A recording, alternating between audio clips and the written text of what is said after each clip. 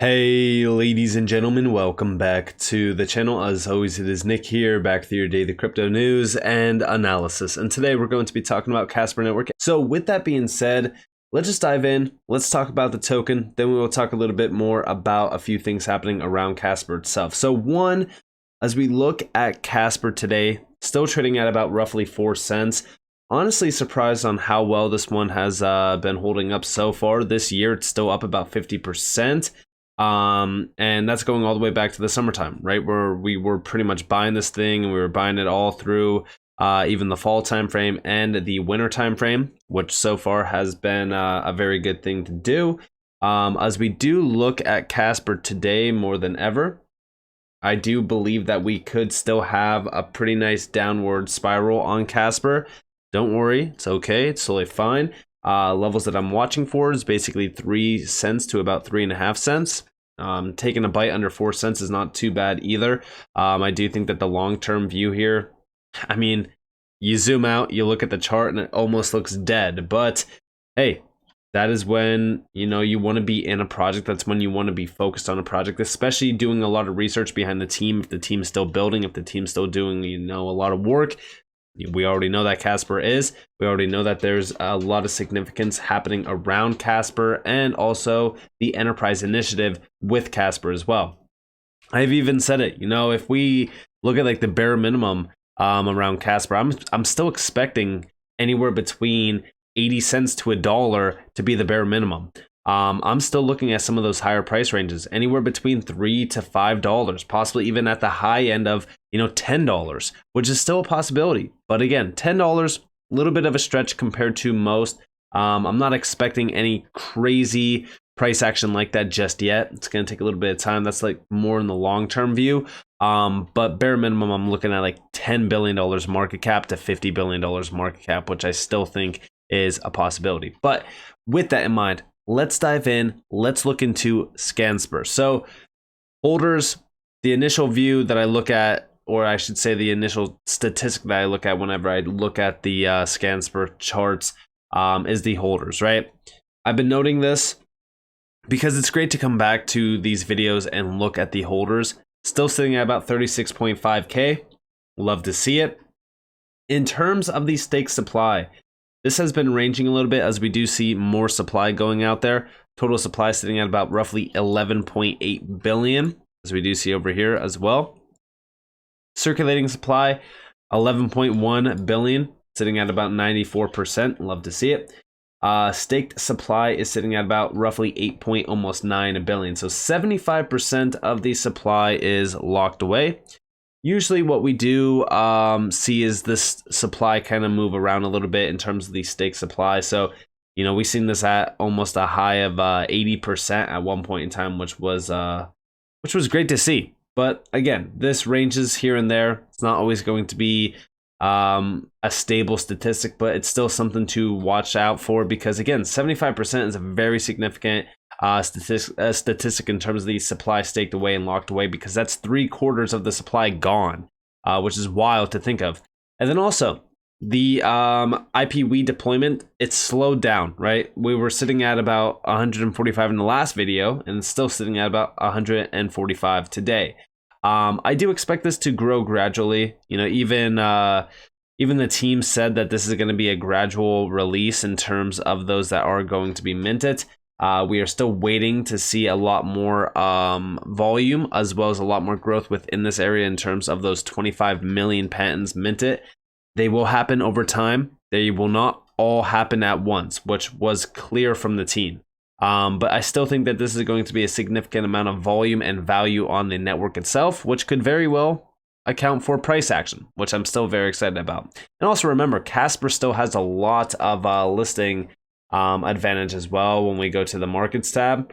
It's not on all major exchanges. It's barely on a lot of the major exchanges. I mean, a few of the ones that jump out to me is KuCoin, OKX, Gate.io. I know Bithumb is a little bit, it's still a little bit of a large exchange, but it's not near like Coinbase, Bitcoin level or Binance levels. But hey, it is what it is. Which again, listing advantage is very good, especially late into the bull market or even, late into the bear market starting the bull market. But also, I have a few videos that I want to go over from this recent meeting. This was with Casper Labs and Edge. There was also another team there, I believe, or Asymmetric Cryptography. But nonetheless, here we have what really works for businesses is hybrid. And they do go over private, public, and then hybrid here. And listen closely to this. We're also finding that businesses love hybrid blockchains. Remember, I talked about having a private blockchain that has the security of a public one? So you probably see this in Ethereum as well, that there's a lot of what we call layer twos. Polygon does this. Polygon is a public layer 2 for Ethereum. Polygon doesn't really have a very strong consensus protocol. It gets its security from Ethereum. And it does this by, something I like to refer to as checkpointing. And so we can checkpoint Casper blockchains as well. You can run a private instance that is completely wholly controlled, but we recommend that you run a hybrid instance so that your private blockchain can be provably immutable. And you can provably make it immutable by just phoning home. You just phone Casper and you send your block hashes to Casper, and Casper's like, yep, those are block hashes are immutable. And then you can connect your block hash in your local network to the block hash on Casper and say, yep, my blockchain is immutable. I haven't done anything to tamper with this blockchain, even though I control the participant set. And this is a really powerful feature, and we are learning from our partners at IBM and our partners at Hyperledger Foundation that a lot of enterprises are looking at hybrid. And the funny thing is, this is what they did with cloud. So anybody who remembers VMware in the early days, it was all about VMware on-prem. Like everybody was using, oh yeah, we got our data centers and we're gonna run VMware in our data centers, and the guys in network operations were really afraid about losing their jobs to the guys at AWS, and nobody wanted to go to the public clouds. Nobody wanted to go to AWS cloud at the time, because it's all about preserving that capability of running your own machines in your data center. But then they started doing something really interesting. They were running VMware locally, but then they realized that when they had a capacity overflow, they had to go to public cloud. They had to overflow to a public cloud, and that was the first thing they did. Is they started using Kubernetes, they started using AWS. So, okay, we can start log shipping to AWS. And they started having these hybrid implementations where for some of their less critical stuff that they didn't worry about, we'll send that to AWS. And then pretty soon there was a full-bore migration for all of their core systems to AWS, because they realized it was cheaper, it scaled better, it provided better guarantees. We suspect that the adoption curve is going to be very similar here. That with newer technologies to provide privacy that you need, or the ability to provide multi-party computation that allows you to shard information that goes in the blockchain, or homomorphic encryption. We're going to hear from a cryptographer later today that there's going to be ways to leverage the security and guarantees of public infrastructure, even for private companies and financial institutions. And then also from here, we did see the X Frontier kind of talk a little bit more about this as well, posting yet again another video from Meta. When you see upgradability and modular architecture, Casper was designed to be future-proof. Some features it can easily upgrade include consensus mechanism, smart contracts and NFTs, key types, quantum proof ready, and virtual machine. Casper evolves to what the future needs. And this is a 33-second long clip. Listen closely. I believe there's a lot of research and innovation happening in this space, and we wanted an architecture that allowed us to take advantage of the new innovations that are coming. We did the same thing with the virtual machine, which we built ourselves. It's WebAssembly. But if there's new technology or new flavors of WebAssembly, or a different virtual machine that is faster, we can swap out WebAssembly for something else.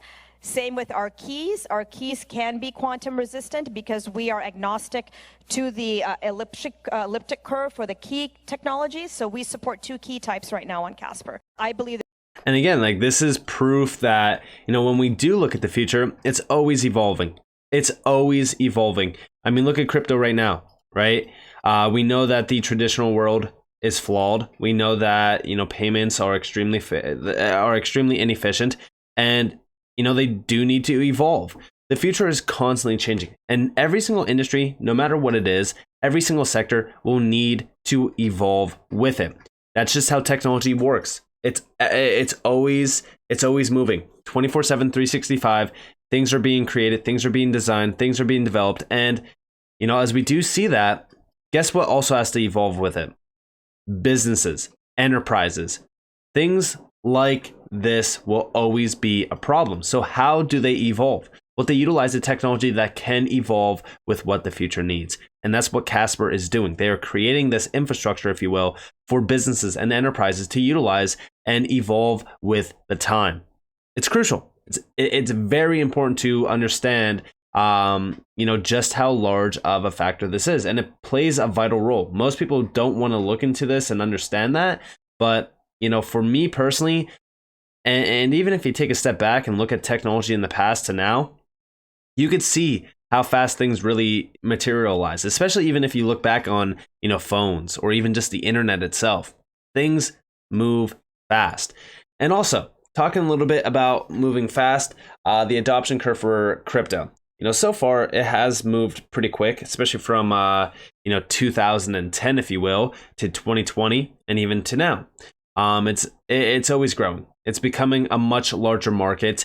It's becoming a big deal. And, if we do take a step back and we look at where we are at now versus like 2010, it's night and day. But the next evolution, the next major accomplishment around adoption, if you will, to get to like the total internet users or even much larger than that, it's going to take a lot of time. And Meta actually talks a little bit about this in this video, which I will talk about, and then I will talk about the key to that adoption. So this is the adoption curve of internet users, and you're thinking about the total crypto users. I think this number is going to go way higher than that, but it's following a very similar adoption curve. And so we can extrapolate the adoption curve for the internet, the adoption curve for cloud, and the adoption curve for blockchain are going to be very, very similar. Enterprises are going to lead the way, number one. Number two, it's going to take time, right? It's going to take at least another decade or so to really see ubiquitous adoption. I believe Moore's law is going to have a role to play. What does that mean? That means your node-to-node communication has to go way up right now, right? So that physical infrastructure, when you talk about passing messages over a decentralized peer-to-peer network, there's a lot of optimization still to be had there. That's the number one blocker in all of these proof-of-stake networks, is how quickly can messages traverse the network. The second thing that you're going to need is more silicon, so you get more throughput and computation from the nodes themselves, from the actual silicon, right? And so I feel like there's a lot of research and emphasis being placed on consensus protocols in this space, but really we need the physical infrastructure to go someplace, right? We need that physical infrastructure to be optical cable, right? And that's going to take decades, right, before we can start seeing the kind of throughput that everybody wants, the kind of throughput that everybody needs in order for it to be ubiquitous, right? We were doing wireless content delivery at mp3.com in 1999, but there was no 5G. Guess what? You can't deliver content wirelessly without high-speed bandwidth, right? It was the high-speed bandwidth that made the technology accessible. The technology was there. The technology to stream video and content was there in 1999. We built it. We built it in San Diego. Nobody could use it because there was no Wi-Fi.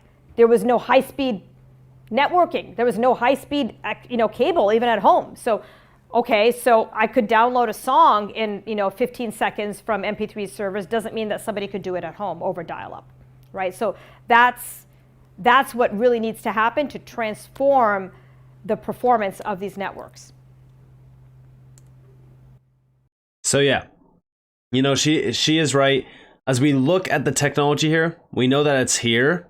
We just need the next step. We need to get over the obstacles. And there was an article actually that got posted back in the end of January of this year on Cointelegraph, and we do see the new paradigms for enterprise blockchain adoption. As blockchain gets ready for enterprise adoption, companies and projects must adapt to the rhythm and motion of enterprises.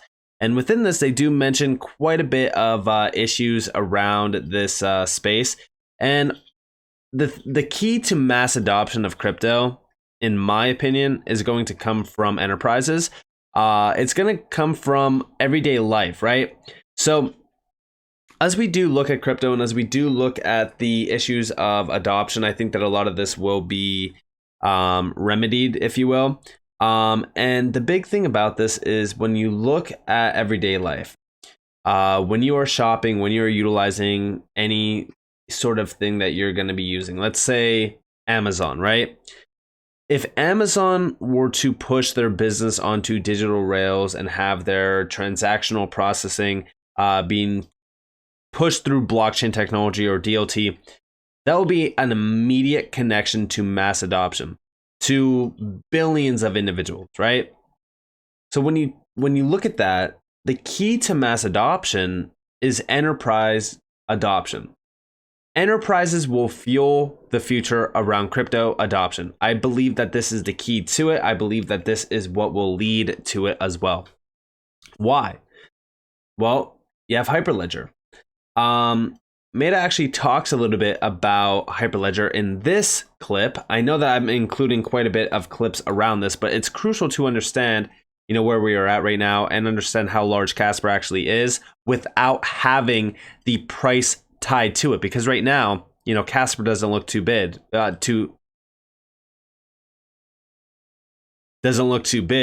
price wise. But when you look at, these videos where she's talking a little bit about the relationship between Hyperledger and Casper, it kind of puts it into perspective on how big Casper will be, especially in terms of the role that it will play in the future around digitization. So you can also use hybrid public privates for liquidity exchanges. So we're seeing atomic swaps, and we're seeing bridges across public and private networks to get those kinds of liquidity that you're looking for, right? So I see a future where banks may be using Hyperledger for their tokenized assets, but then they're bridging those assets over to stable coins and Casper, right? So imagine if a bank wants to get liquidity and they're actually using a blockchain to track their assets, you actually wouldn't see the problems you saw with Silicon Valley Bank. Like, those wouldn't have happened. The reason they happen is because they don't have real-time visibility into their balance sheets. And so using smart contracts and using a blockchain, you can actually get that real-time visibility into your balance sheet so that you don't have a liquidity crisis like they did. The quintessential run on the banks. And again, this is why I talk about it so much, is because it's domino effects through names like Hyperledger. Like Hyperledger, they're doing huge things. If you've been around for a while, you know of Hyperledger. I mean, this is one of the largest companies out there in terms of the enterprise bridge to crypto. And going back to November, I'm sure that you guys are aware of this article. We actually included this in a video many months ago now. And we do see Hyperledger in depth with Casper Labs unlocking a $3 trillion market for businesses. It's all about businesses. Casper, in my opinion, is specifically designed. We even do see built specifically for businesses. And I think that being so the network, if you will, that was designed for businesses and having that role to play in the evolution of the future and being able to accommodate for that is going to be a big game changer.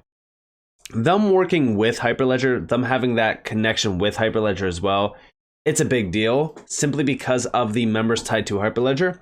Like I said, the domino effect.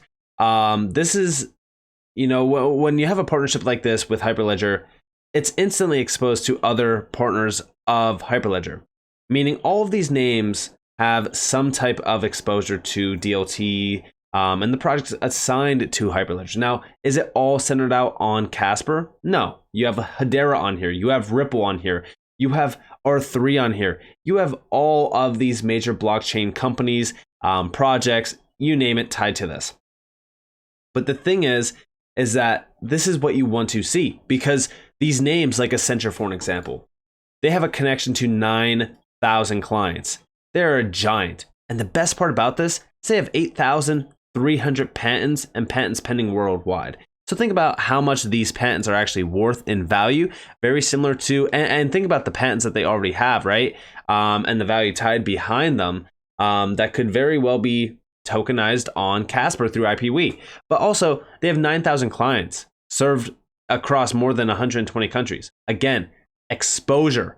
That means that Hyperledger is exposed to 9,000 clients, which means the ecosystem around Hyperledger is also exposed to those clients. And remember, Accenture, they've been hyper-focused on the digital realm for so long, and they've been focused on blockchain technology for so long as well.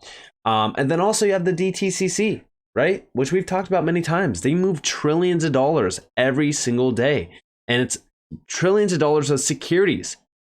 We also talk about tokenization of securities. We know that Casper's working with Actis, with Nucleus Finance, on tokenization of financial instruments. Again, a crucial area of focus. But also the DTCC has a ton of partnerships, like BlackRock, for an example, which is the largest asset manager out there in the trillions of dollars. And there's so many other ones on here as well, as you guys do scroll down. Even Swift is on here. And then as you scroll down even more, there is so many other players tied to them. Again, it just continues. So much exposure. And then also even Fujitsu, which is the next one on the list. This is one of the largest IT companies out there. They're an absolute massive giant. And when you go to their website, it's pretty interesting. So we do see at the leading edge of digital transformation. And when you also go to their business, we do see transforming business and society in the digital age. We know that it's here. We know that it's here. We just have to be patient. Like, I don't understand how most people can't be patient around this. Like, I know that it sometimes gets frustrating when, you know, you're investing, you're waiting, and it's just going sideways, right? It's just going sideways for so long. And I get how frustrating that can be for most people, but you know, there's also that group of people that see this as a great opportunity to accumulate, knowing that it's going to go much higher. And that's where I am, right? Like, I know what's happening here. We are in this new realm where we are transforming businesses. We're transforming, you know, financial instruments and tools, and we are seeing a revolution happening. And a lot of people will call it the fourth industrial revolution. It does not matter what you want to call it. All we know is that it's happening, right? That's all we need to know as well. We are at a $1 trillion market cap still today. We dipped slightly under it. Who knows if we go a lot lower? Like I said, watch for 3 and 3.5 cents. We hit $3 trillion at the all-time highs. You know, the next major all-time high, it could be very well between $5 to $10 trillion, possibly even $20 trillion, as some people have said. But we don't know where it's going to go at the all-time high. But all we know is that sustained growth within this market will most likely continue upward. We have to get over obstacles. In terms of enterprises and mass enterprise adoption, most likely the biggest one, regulations. Regulations are a huge obstacle for a lot of these enterprises to go live with this technology. A lot of that is being remedied though. And this is why I'm so damn bullish on the future, because it is being created before our eyes. And I do think that these leaders like Casper are going to be major and crucial players around this revolution happening. So with that being said, I hope that you guys enjoyed this video. If you guys did, definitely leave a like, subscribe, turn notifications on because more free content. You guys are more than welcome to follow me on Twitter and join the free Discord in the description below. So it's up to you all. Have a beautiful day, beautiful night, wherever you guys are on this video. This has been Nick. Peace out, guys.